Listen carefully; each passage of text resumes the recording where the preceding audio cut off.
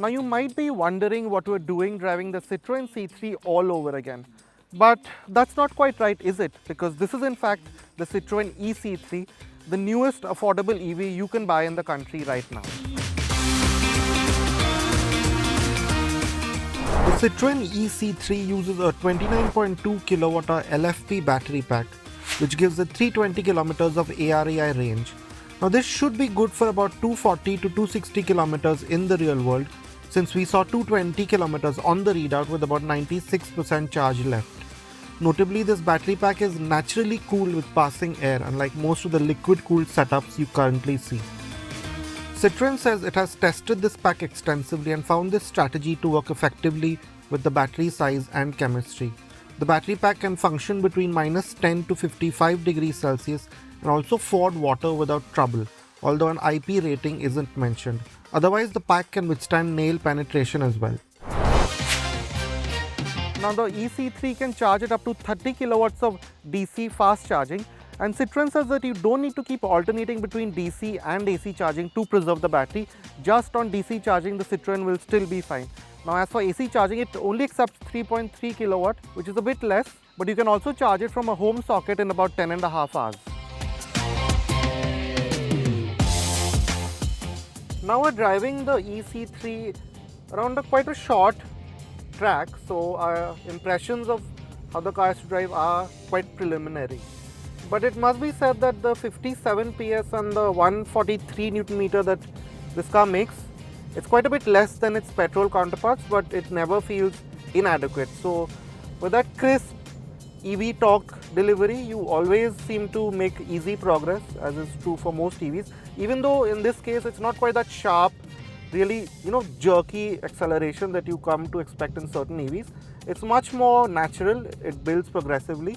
And Citroen says that the eC3 will do 0 to 60 in 6.8 seconds, which seems fair, and it will go up to a 107 kmph top speed. It's limited, but it must be said that the eC3 does get up to 107 kmph reasonably easily, although you will notice that at higher speeds the performance sort of tapers away.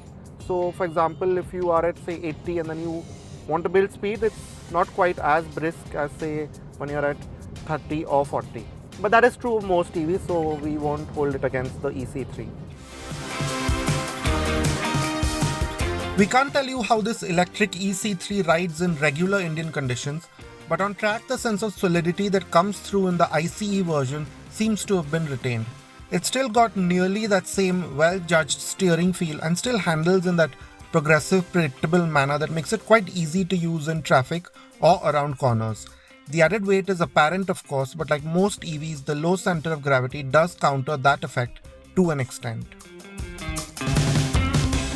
Now another trait that we've started to like is the way switch from delivering power to slowing down to regen quite naturally. There is no abruptness, no sort of hesitation, and the regen level also varies with the speed. You can't choose, you can't select a specific regen level, but say at higher speeds above 80 or above 70, there's less regen, just like you would want on the highway, and then at low city speeds there's quite a bit of regen. There's no one pedal driving, so you won't come to a complete halt, but you will slow down to say a 7 or 8 kilometer per hour crawl. So as with most EVs, the eC3 is quite good to drive. It's not the most exciting EV, but it must be said that for a small city car, it gets the job done really quite well. At least in this very initial impression, it seems like it will. Now, like we mentioned, you can choose between a standard and an eco mode.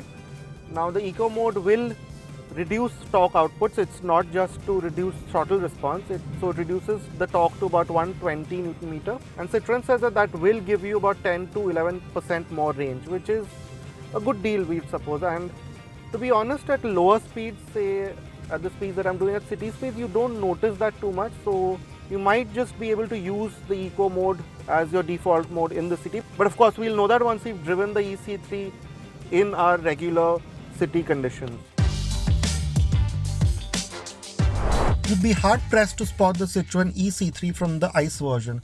There's still a grille just like the petrol version, possibly for the naturally cooled battery. So the only differentiator is the new dual tone paint options and the small E badges that dot the fenders.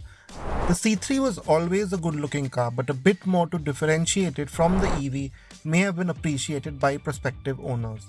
There has been a 10mm drop in ground clearance to 170mm with the new battery pack. Now on the inside, the eC3 is near identical to the regular petrol powered C3, but of course there are some differences. For example, you get this toggle type selector which is quite heavily inspired from the one in the C5 Aircross, the facelifted one, and it's got the same quite nice action where you toggle it to go to D and toggle it in front to go to R. Yeah, there's no P mode, there's no park mode, which is a bit of a miss, but what you do get is an eco drive mode, so that should help you eke out extra range when say you're low on power and so on and so forth.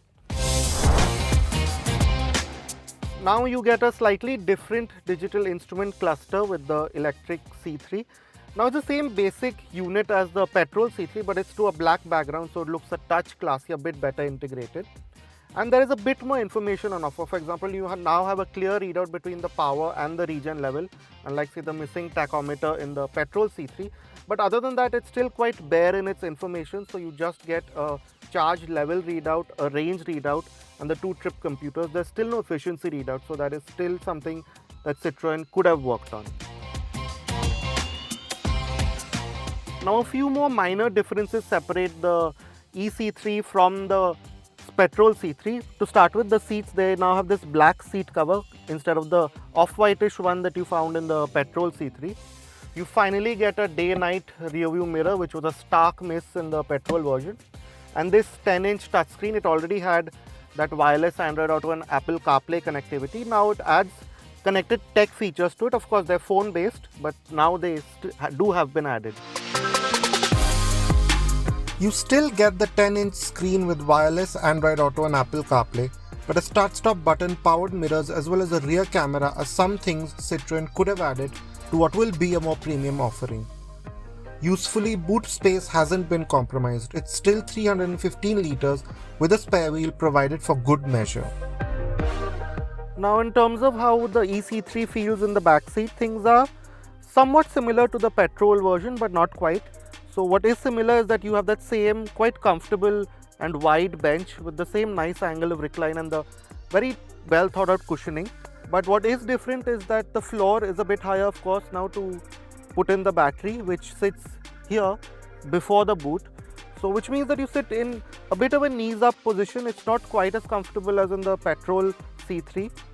As you can see, there's not that much thigh support. So yeah, you are losing out a bit of comfort, but it must be said that as far as EVs go, this is really not bad at all. The Citroen eC3 carries on in the mold of the C3.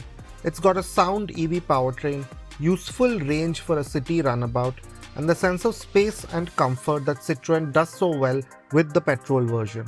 We would have liked more equipment again, but we hope Citroen gets the pricing right.